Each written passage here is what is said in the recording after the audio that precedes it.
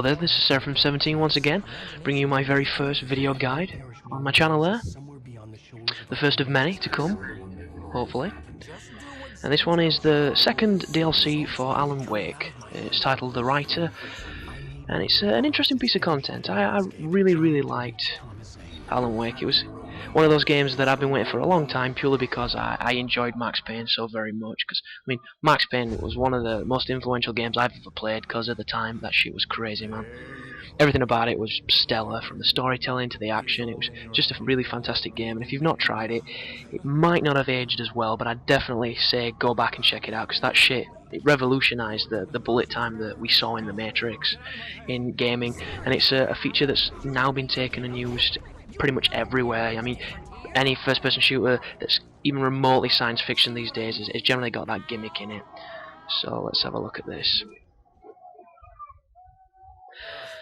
This piece of content itself is generally about an hour long to get through, and it's not too difficult. There's a couple of tough sections, but it's pretty much fun on the whole. The hardest thing about this entire endeavour is there's literally the fact that they've thrown in jumping sections, and they had a couple in the past DLC and a couple in the actual main game, but these ones, they will fuck you if you're not careful, because this is not a game that there should be jumping in it. This is not Banjo-Kazooie. This is not going to have the same kind of precision as any other kind of game of that nature. It's a bit of a ball ache, to tell the truth. I don't like it whatsoever. And there's actually an achievement for going through this entire thing in one sitting without reloading or dying. And I assure you, if you're going for it like I did at the time, you'll probably fucking die on the jumping sections. And it's so frustrating, because this is not a short piece of content. So let's get to the gameplay here. And as you start off here, there's your first torch of this DLC. It's a pretty decent one. You don't start with the tiny fucking Duracell machine that doesn't shine on anything, so it's a good start for you. Obviously keep following the yellow indicator there on your map, because that tells you at all times where you're supposed to go. I don't know if you played the last DLC, but a prominent feature that they've introduced is shining your light on these signs here, and you get rewards for whatever they are. These can vary from introducing a new section to the level to, as you can see, me picking up the batteries there and various other treats, so keep your eye out for those. They're nice little caches spread throughout this DLC.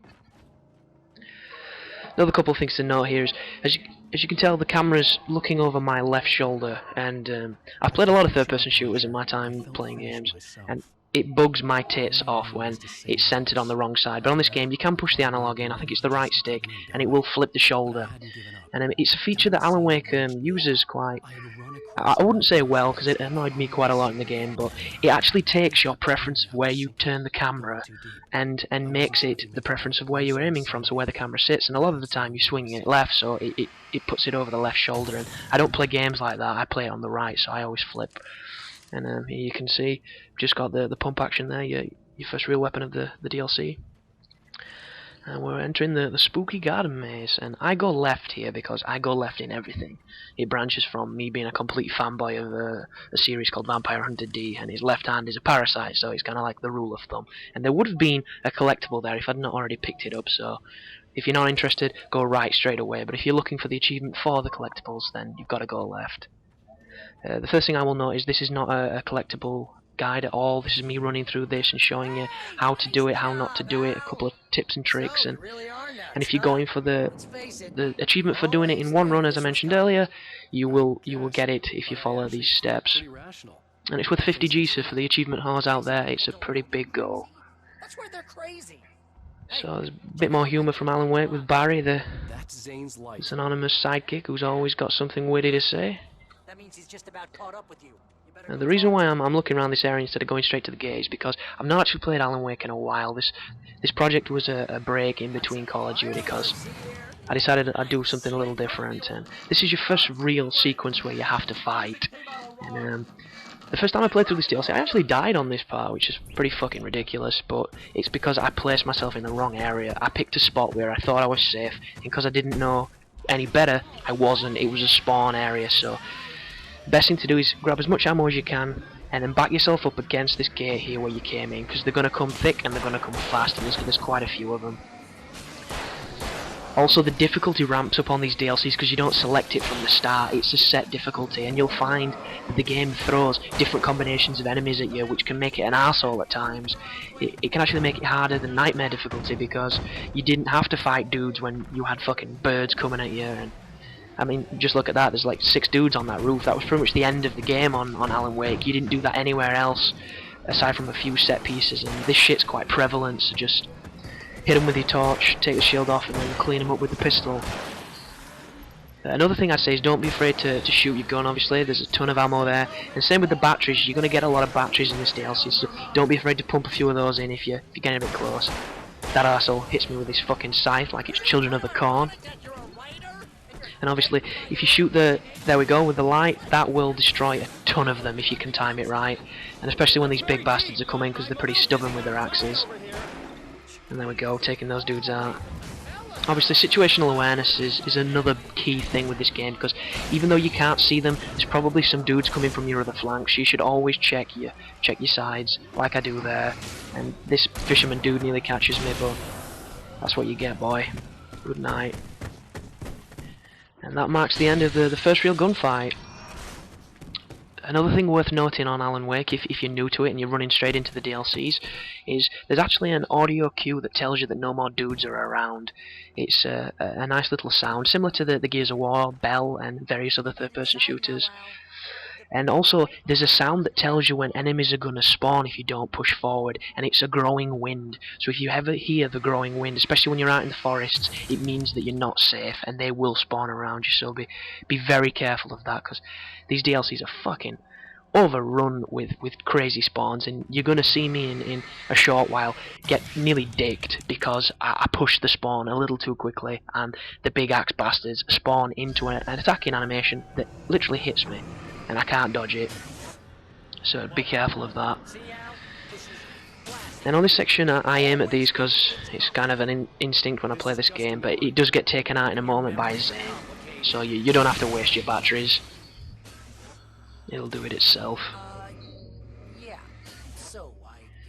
But yeah, this game didn't sell too well, and it's a big shame because Remedy, the game studio that made it, they put so much detail into their games. I mean, they take a hell of a long time to come out. They're kind of like fucking Duke Nukem in that respect, but not as bad, obviously.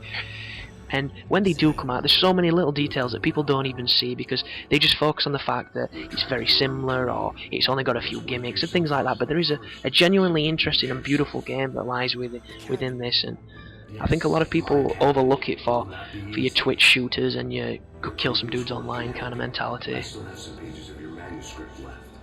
Here we get a bit more exposition from Zane. If anybody's played the game, you'll recognise this area from, I think it's Act 3, where they try and convince you that you're a fucking lunatic. And it's just a case of getting to the lighthouse now. So obviously here is the very first jumping section of the DLC, and I shit my pants here because this proves why this game shouldn't be a fucking jumping game. Watch this. My analog strays to the left because I've given it some hammer, so I end up in situations that I don't really want to be in. And when I do a jump, sometimes you'll see him do like a stagger to the left as if I'm holding left on the analog, but I'm not. It's just because my pad's a piece of dog shit and I should really change it. Watch this. Look at that. I am stood on thin air. I am shitting my pants right there. There is a full-on big piece of shit in my trousers as we speak, but I get past it luckily enough. The moral of the story, anyhow, shitting pants aside, is take your time with the jumping. Try to pre-jump if you can, because this is one of those games where you will run and fall before you've acknowledge the jump, and even if you press it early, it sometimes doesn't go into the animation because this game's kind of animation heavy, so be careful with that. And just take your time because these moments can fuck a good run if you're going for the achievement of not dying, and there's nothing more frustrating than doing the gunfights and then coming into something silly like this. It shouldn't be in this. It should be in a Sonic game and getting digged. And be careful when you open the tools as well, because as you see I lost some batteries there to the cliff, which is not very helpful, but it does happen. Be aware. And here's another one. If you can't see the gap, there is one. Make sure you jump. And then we get another bout of exposition.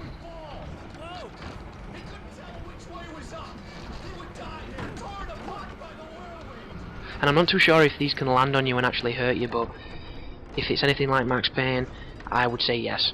So be very careful of this moment, because I don't get damaged as you see, but it's that 1 in 10 chances that it could kill you and fuck your run. And you've got to go up here, obviously, and once again jump out into the abyss. There is an achievement for getting past this tornado, and I think in about 30 seconds or a minute or something. I've not tried for it myself purely because I've not messed with this DLC too much, but as you can see, it ain't going to be too easy because of this bullshit. The closest thing I can think of is like Mario Sunshine, when they took your spray pack off you and they made you do the big obstacle courses on your own in your clogs.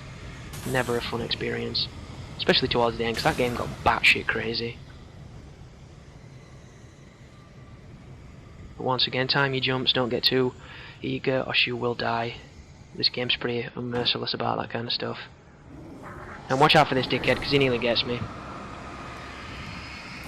If anybody doesn't know, the very first flash of your flashlight when you hold the left trigger will stun every one of those guys, regardless of the size. It only works the first time, usually. On the smaller ones I think you can catch them again, but it's the very first one that stuns them. And it should give you enough time to clean them up.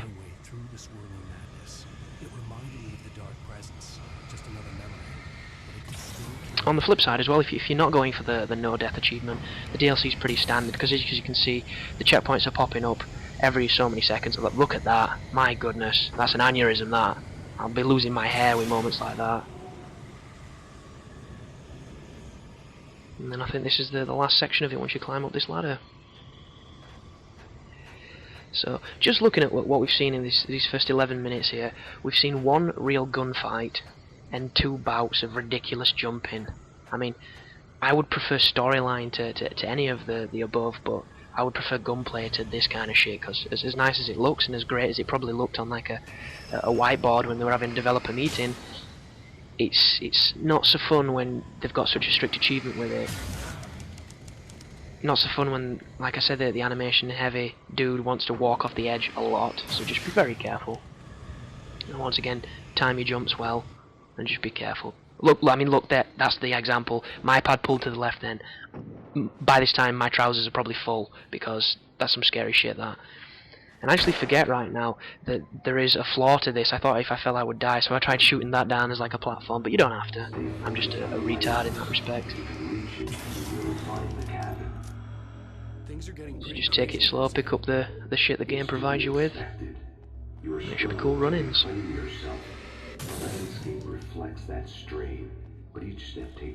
Little trivia for you here, the guy of Zane who does the voice is the person who voiced Max Payne in both the other games. Remedy Classics. I think it's something like John McCafferty or something like that. Guy's a fucking legend. He's even in the really shit film with Mark Wahlberg. He does a cameo as one of the FBI guys. Pretty hard to spot because he's got like 1 line, and he's not doing it in his normal voice. Right, here's another set piece where you're going to get a ton of guys coming for you, and if you shine your light on these, he drops explosive barrels that'll kill them instantly, just like you saw. It is possible to do this section without shooting your gun, because I think there's an achievement for doing it. But I would advise you to use the barrels on your first playthrough, because they can be helpful, but don't get too eager, because if you use them before the big groups come, because there are quite a few spawns on this section, you might be left shooting them, and you'll see me get caught with my pants down in a moment here, because I have to use a flare and run like a little girl, basically. That right there means he's going to charge when he rears back. It's a nice telegraphed move. You can dodge it with your dodge move, which is the run, for anybody that's new. And you'll get the nice little cinematic spin, but you don't really need to, because if you can stun them, you can finish them off pretty quickly. And here we go. I get a little eager on the barrels, and these guys haven't fully spawned. So I would definitely wait, because that's 1 dude. I could probably got 5 or 6 there, and I think it's this section as well where I drop him, because I notice him on my left, I notice him straight forward, and I drop it early. And I'm thinking, shit, there's going to be dudes rushing me now from behind, and I know they are, and there we go, lo and behold, there's a ton. And I'm in trouble right now. Don't get in this spot, but if you do, flares are fantastic. They will not touch you when you're near a flare. And then run up this, and you're safe, because they can't follow you, but they will throw cycles, so be very, very careful of those. Oh, I tell a lie, that motherfucker comes up. Watch the little tracksuit dudes. And this is the end of part 1. I'll see you guys in part 2.